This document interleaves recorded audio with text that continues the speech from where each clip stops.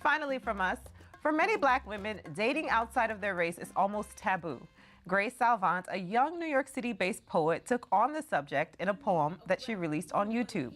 That piece has since gone viral. She joins me in studio this week to talk about this issue and how she feels about the response she's gotten from the public. Welcome, Grace. Thank you so much for having me. Thanks for being here. Tell us a bit about your poem, William. The poem, William, is actually based on real events. Back in November, I ran into someone and it was just unexpected.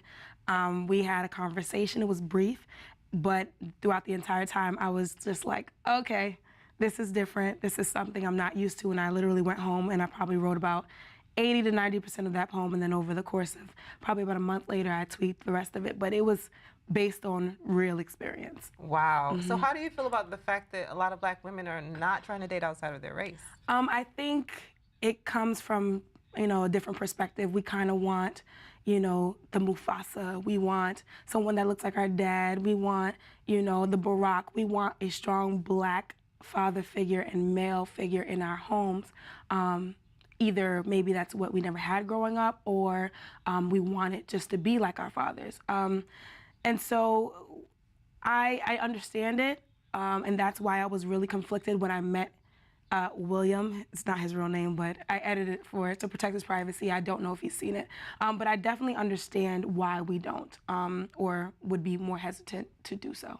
What was it like putting the actual production together of the video? I mean, it's gone viral. Yeah, huge. I don't know. It kind of scared me. I was like, viral? Oh no. So many people are watching it. Last time I checked, it was like 25,000 views, and I was like, oh, okay, I'm gonna stop this now because I'm not gonna check back anymore. But the whole production of it was very similar to just what actually happened. My videographer and we came up pretty much with the treatment. I really wanted it to kind of reveal throughout the course of the poem that he was actually a Caucasian man at the end, because I didn't really want anybody to see that part yet. And it's like, well, what is she talking about? Why is she so concerned about this particular person? Who's William?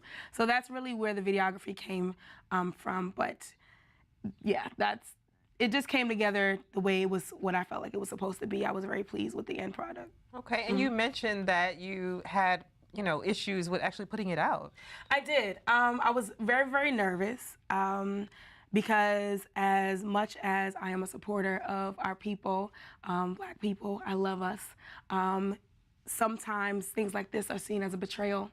Sometimes things like this are seen as, well, why is she talking about this? Why is she having this conversation?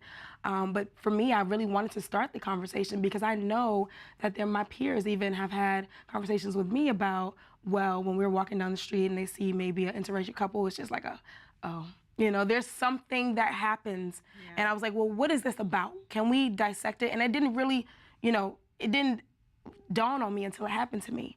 And I was like, oh, okay. And that's when I realized that this probably happens to a lot of Black women, where they feel a sense of loyalty, complete loyalty to Black men, and that's why they don't want to, and they fear the repercussions of what they're going to be called, or somebody actually commented and called me a Negro bedwench. Wow, I was going to ask you what men have been saying.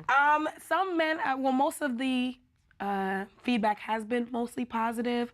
There were some people, I actually stopped reading the comments because they started to get a little bit aggressive and, just a little bit too much. A lot of people were like internet trolls. Internet gangsters? Yes, internet keyboard gangsters? Yes, yes. And for me, it was just, the response was mixed. My friends did read the comments, and some of them were like clapping back, and I was like, oh goodness, please let's not do this.